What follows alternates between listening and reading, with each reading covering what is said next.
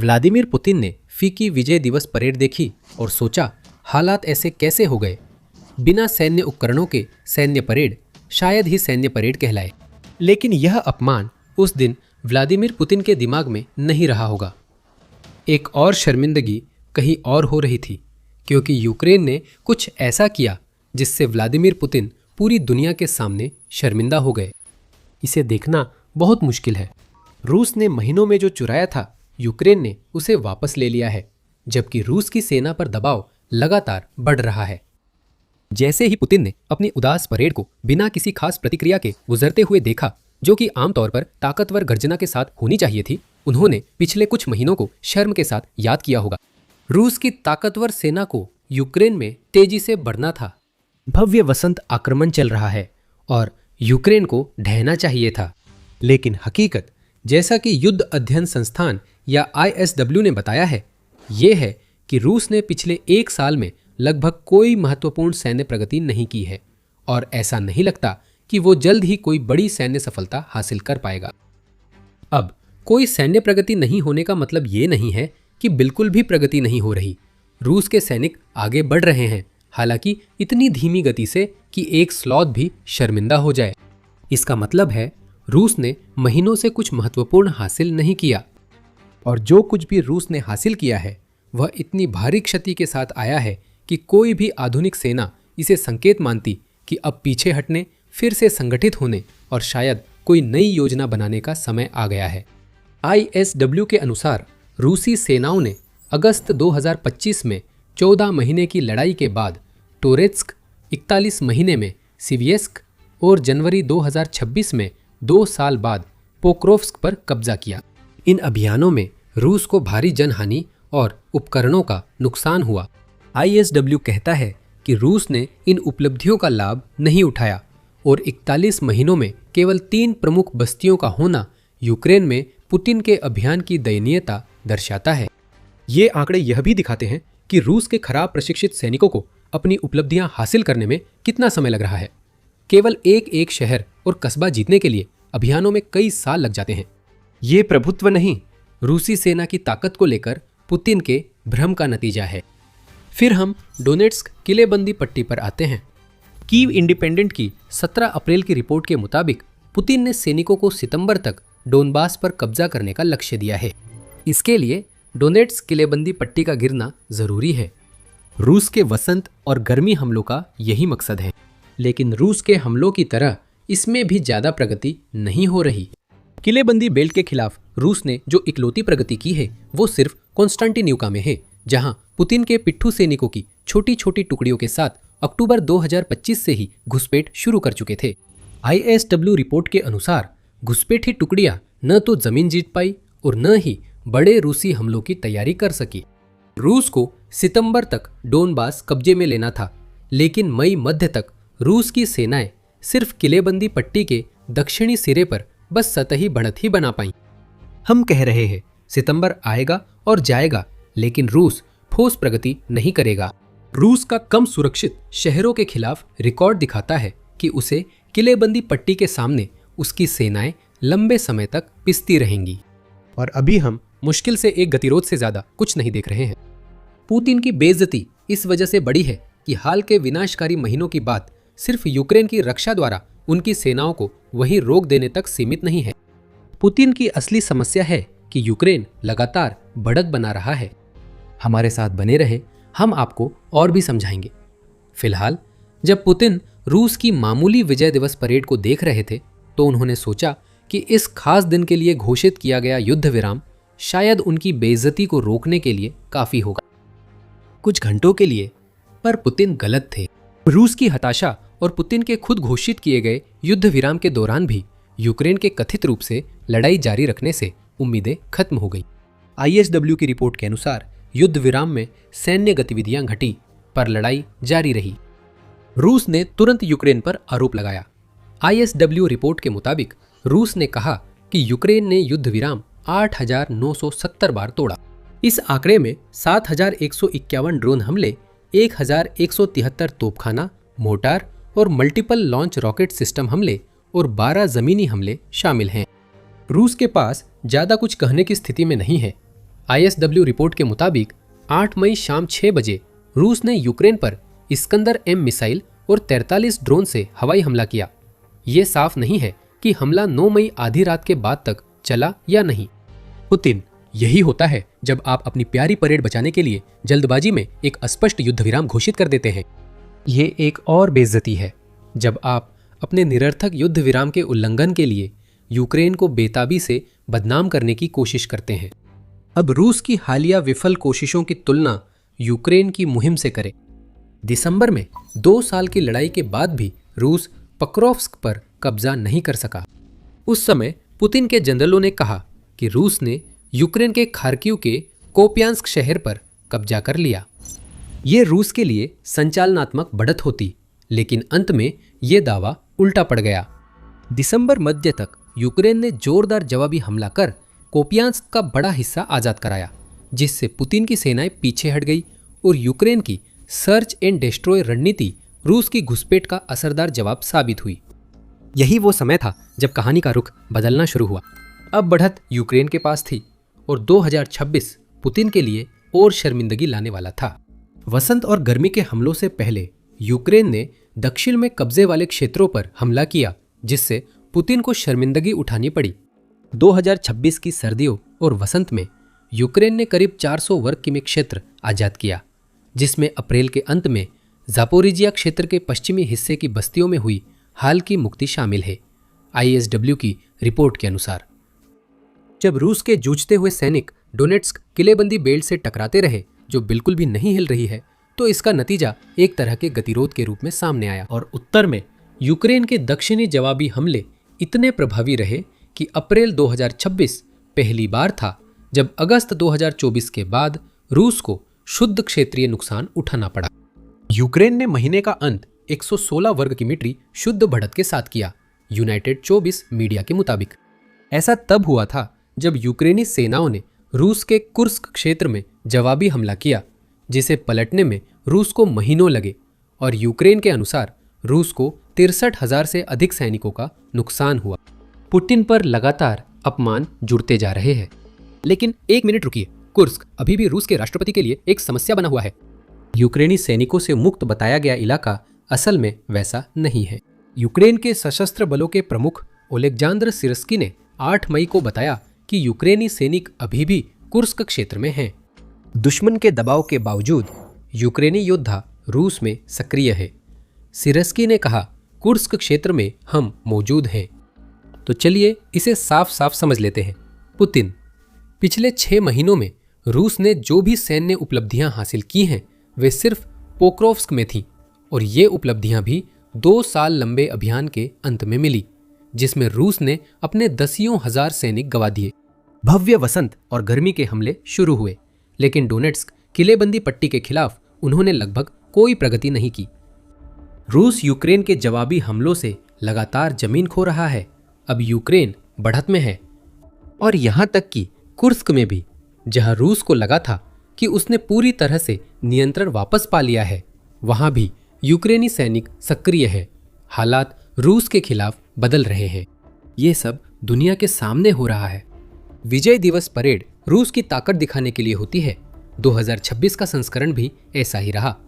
Putin ने 45 minute तक रूस की अब तक की सबसे छोटी परेड देखी, जिसमें सैन्य उपकरणों का पूरी तरह अभाव था। यूक्रेन के हमले का खतरा था और रूस को सैन्य उपकरण यूक्रेन में चाहिए ताकि यूक्रेनी ड्रोन उन्हें नष्ट कर सकें। पुतिन के विशेष दिन पर सिर्फ 10 विश्व नेता आए, जो 2025 में आने वालों की आधी संख्या से भी कम थे, न्यू वॉइस ऑफ यूक्रेन ने रिपोर्ट किया। चीन के शी जिनपिंग जैसे पुतिन के सबसे ताकतवर सहयोगियों में से कोई भी वहां चेहरा दिखाने नहीं आया। शी ने पुतिन के लिए कोई प्रतिनिधि मंडल नहीं भेजा। रूस को उत्तर कोरियाई सैनिकों की परेड करवानी पड़ी।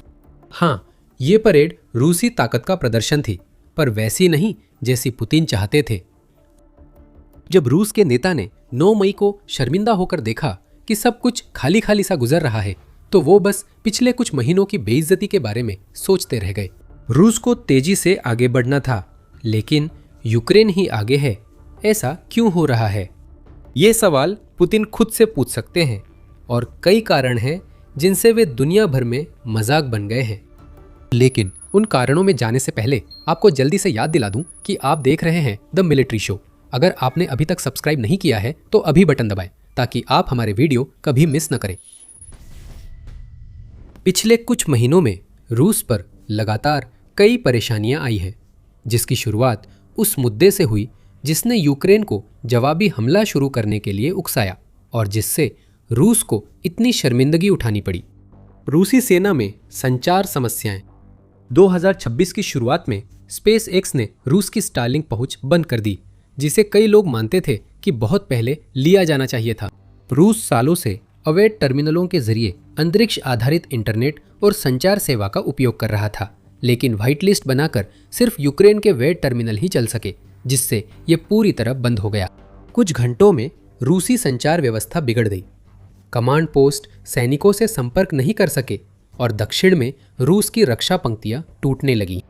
तुरंत बाद रूसी कमांडरों को पुराने नक्शों का सहारा लेना पड़ा, जिनमें झूठी जानकारी दी गई थी कि कितनी बढ़त मिली है, और इसी दौरान सैनिकों को बिना किसी असली तालमेल के मोर्चे पर भेजा जा रहा था। पुतिन ने इसके बाद एक और मूर्खतापूर्ण फैसला लिया और इन संचार समस्याओं को और बढ़ा दिया जब उन्होंने टेलीग्राम सोशल मीडिया ऐप पर सख्ती करना शुरू कर दिया। रूस के नेता देश में नियंत्रण बनाए रखने के लिए हजारों सैनिकों द्वारा इस्तेमाल किया जा रहा एक और संचार साधन छीनने को मजबूर हो गए। टेलीग्राम पर प्रतिबंध उसी समय लागू किया जा रहा था जब स्टारलिंक बंद हुआ, जिससे मोर्चे पर सूचना की गुणवत्ता में गिरावट की स्थिति पैदा हो गई। रूसी सैनिकों को अब न केवल ये पता नहीं था कि उन्हें कहां जाना है, बल्कि वे अब यूक्रेनी गतिविधियों और हमलों के बारे में रियल टाइम खुफिया जानकारी भी साझा नहीं कर सकते थे। यूक्रेन ने हालात का फायदा उठाकर दक्षिण में हमला किया। हमने नतीजे देखे हैं। रूस अस्थायी उपायों जैसे रिले ड्रोन और सैटेलाइट लिंक से समस्याएं हल करने की कोशिश कर रहा है, लेकिन जैसा कि अटलांटिक काउंसिल ने बताया है, रूस को उस तरह की संचार क्षमता वापस पाने में जैसी स्टारलिंक इस्तेमाल करते समय थी, शायद कई साल लग जाएंगे। इन संचार समस्याओं ने यूक्रेनी जवाबी हमलों को बल दिया और इससे पुतिन के लिए एक नई समस्या खड़ी हो गई, उन जवाबी हमलों का मुकाबला करना। वसंत आक्रमण से पहले के महीनों में रूस डोनेट्स्क में किलेबंद पट्टी का सामना करने के लिए रिजर्व बल जुटा रहा था। वे रिजर्व बल पुतिन के पिट्ठुओं का समर्थन करने के लिए थे जब वे पोक्रोव्स्क की ओर बढ़ रहे थे, और फिर किलेबंदी की पट्टी पर हमले के लिए उन्हें मोर्चे पर भेजा जाना था। फिर यूक्रेन ने अपने क्षेत्र का बड़ा हिस्सा वापस लिया, जिससे पुतिन को योजनाएं बदलनी पड़ी। पुतिन को ऐसे फैसले मजबूरी में लेने पड़े जो वो नहीं चाहते थे। अब हर तैनाती पर उन्हीं फैसलों का असर है। क्या रूस अपने सैनिकों को प्राथमिक मोर्चे के क्षेत्रों में भेजता है ताकि पुतिन के सितंबर डोनेट्स्क के भ्रम को हकीकत में बदलने की एक व्यर्थ कोशिश की जा सके, या फिर उन सैनिकों को दक्षिण की ओर जाना होगा ताकि वे यूक्रेन के जवाबी हमलों को रोक सके और यूक्रेन ने जो बढ़त हासिल की है उसे पलट सके? यह पुतिन के लिए एक ऐसी स्थिति है जिसमें कोई भी विकल्प सही नहीं है। मोर्चे पर ध्यान देने से दक्षिणी क्षेत्र लगातार मुक्त होते हैं और यूक्रेन सैनिकों को डोनेट्स्क क्षेत्र के पास ला सकता है। दक्षिण की ओर बढ़ने से मोर्चे पर हमले कमजोर होते हैं और जिससे पहले से दिख रही सुस्ती और बढ़ जाती है। बात यही है, यूक्रेन युद्ध के मैदान पर गति तय कर रहा है, रूस नहीं। और जब यूक्रेन ऐसा कर रहा है तो यह पुतिन के लिए एक और अपमान है। और एक और वजह यह है कि आज यूक्रेन में हालात ऐसे हैं क्योंकि यूक्रेन की रणनीतियां रूस के लिए रिकॉर्ड सैनिक हानि का कारण बन रही है। रूस एक जनशक्ति संकट के और करीब पहुंचता जा रहा है क्योंकि सैनिकों की हानि स्वयं सेवकों की भर्ती से ज्यादा हो रही है। मार्च 2026 में यूक्रेन ने रूसी सेना के लगभग 35,000 हताहत दर्ज किए, जिनकी पुष्टि यूक्रेन के ड्रोन ऑपरेटरों ने की। अप्रैल 2026 में भी यही नतीजे मिले। यूक्रेन के राष्ट्रपति वोलोदिमीर जेलेंस्की के अनुसार 35,000 से अधिक रूसी सैनिक मारे गए या घायल हुए। रूस की औसत दैनिक हताहत संख्या अब 1,000 से ज्यादा है और गर्मी के साथ यह और बढ़ेगी। और रूस अपने सभी संचार समस्याओं और जबरन अपने ध्यान को विभाजित करने के बावजूद और अधिक हमले शुरू करने की कोशिश कर रहा है। एक समस्या दूसरी समस्या को बढ़ावा देती है और हताहतों के मोर्चे पर हम यह भी नजरअंदाज नहीं कर सकते कि इसका रूस के अग्रिम मोर्चे के हमलों पर क्या असर पड़ता है। पुतिन का लक्ष्य इन हमलों को शुरू करना, जमीन पर कब्जा करना और सैनिकों को उस जमीन पर तब तक बनाए रखना है जब तक कि मदद नहीं आ जाती जिससे आगे बढ़ने का मौका मिलेगा। ये सब संभव नहीं जब रूस के सैनिक रिकॉर्ड दर से मारे जा रहे हों। रूस को अब थोड़ा सा इलाका कब्जाने में भी पहले से ज्यादा समय लग रहा है। अप्रैल की शुरुआत में यूक्रेन के राष्ट्रपति कार्यालय के उप प्रमुख पावलो पलीसा ने कहा कि अब रूस डोनेट्स्क क्षेत्र में हर वर्ग किलोमीटर जमीन के लिए 316 सैनिक गंवा रहा है। ये नुकसान रूस के लिए टिकाऊ नहीं है और कम भी नहीं हो रहे हैं। जहां रूस भर्ती को लेकर जूझ रहा है, वहीं यूक्रेन अब भी दुश्मनों को मार गिरा रहा है। 9 मई को रूस ने 1080 सैनिक गंवाए, जिससे पुतिन के आक्रमण के बाद उसकी कुल हानि 13.4 लाख से अधिक हो गई। रूस न सिर्फ सैनिक बल्कि भारी सैन्य उपकरण भी बड़ी तादाद में गंवा रहा है। उसी दिन यूक्रेनी हमले में 82 तोपखाने की प्रणालियां, एक टैंक, 3 बख्तरबंद वाहन और 370 से ज्यादा सामान्य वाहन और ईंधन ट्रक नष्ट हो गए। इन आंकड़ों में कुछ असामान्य नहीं दिखा। 9 मई रूस की सेना के लिए सामान्य दिन था, जो पुतिन के लिए शर्मनाक है। वह रूसियों की पूरी एक पीढ़ी की बलि दे रहे हैं और बदले में सैन्य दृष्टि से देखा जाए तो उन्हें लगभग कुछ भी हासिल नहीं हो रहा है। तो हमारे पास टूटी फूटी संचार व्यवस्था है, यूक्रेन युद्ध की गति को नियंत्रित कर रहा है और रिकॉर्ड संख्या में हताहत हो रहे हैं, जो पुतिन को अपमानित करने के लिए काफी हैं। ISW के अनुसार इसमें यूक्रेन के मध्यम दूरी वाले ड्रोन अभियान की तेजी भी योगदान देती है। यूक्रेन के 2026 की शुरुआत से मध्यम दूरी के हमलों का अभियान तेज होने से रूसी लॉजिस्टिक्स, सैन्य उपकरण और जनशक्ति कमजोर हुई, जिससे रूसी बलों की आक्रामक क्षमता कम हो गई है, ISW ने रिपोर्ट में कहा। वास्तव में यूक्रेन ने अप्रैल में इन मिड रेंज स्ट्राइक की संख्या मार्च की तुलना में दुगुनी कर दी थी। 20 किलोमीटर दूर से होने वाले ये ड्रोन हमले रूस के मोर्चे के पीछे के नजदीकी इलाकों को पंगु बना रहे हैं। और उस मोर्चे के पीछे के नजदीकी इलाकों में क्या है? वही लॉजिस्टिक्स जिनका जिक्र ISW करता है, कमांड पोस्ट जो पहले से ही आदेश देने में जूझ रहे हैं, एयर डिफेंस जो सैनिकों की भीड़ की सुरक्षा करते हैं और यूक्रेन के ड्रोन को हमला करने से रोकने के लिए तैनात है। यूक्रेन के तेज मीडियम रेंज अभियान से हालात बिखर रहे हैं, जैसा मोर्चे पर दिख रहा है। बिल्कुल, पुतिन की सेनाएं डोनेट्स्क में गतिरोध में फंस गई है। उन्हें समर्थन नहीं मिल रहा है क्योंकि उनके पीछे सब कुछ तबाह किया जा रहा है। और जैसे जैसे यूक्रेन अपने मिड रेंज हमलों को तेज कर रहा है, वो लंबी दूरी के मोर्चे पर भी धीमा नहीं हो रहा है। रूस भी उतनी ही मार झेल रहा है जितनी यूक्रेन में उसके कब्जे वाले इलाकों को, खासकर तेल पर ध्यान है। यहाँ रूस की समस्या पैमाने की है। अगस्त 2024 में यूक्रेन ने रूस पर लगभग 1000 ड्रोन भेजे थे, जो मार्च 2026 तक 7000 तक पहुंच गए। तेल रिफाइनरियों और निर्यात केंद्रों पर बार बार हमले पुतिन की रूस के सबसे कीमती संसाधन को बेचने की क्षमता को सीमित कर रहे हैं। साथ ही यूक्रेन में सैनिकों तक ईंधन और तेल उत्पाद पहुंचाने में भी बाधा डाल रहे हैं। यह परिणाम स्पष्ट है। तेल और गैस की बिक्री से कम मुनाफा होने का मतलब है कि रूस के युद्ध कोष में कम पैसा आ रहा है, और जब मोर्चे पर ईंधन और तेल उत्पादों की आपूर्ति में देरी होती है या उन्हें पूरी तरह से नष्ट कर दिया जाता है, तो रूसी सैनिकों के पास वह एक और साधन नहीं रह जाता जिसकी उन्हें अपने नेता की इच्छा अनुसार आगे बढ़ने के लिए जरूरत होती है। जैसा कि हमने कहा, ये समस्याएं मिलकर ऐसी स्थिति बना देती हैं जो अब दिख रही है।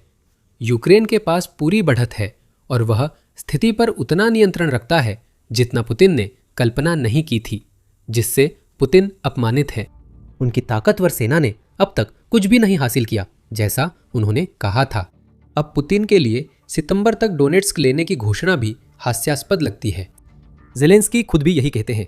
यूक्रेन के राष्ट्रपति का कहना है कि रूस को किलेबंदी को गिराने के लिए लगभग 10 लाख सैनिकों की जरूरत होगी, जो कि इतनी बड़ी संख्या है कि ये दुनिया की लगभग सभी सेनाओं में सक्रिय सैनिकों से भी ज्यादा है, कुछ को छोड़कर।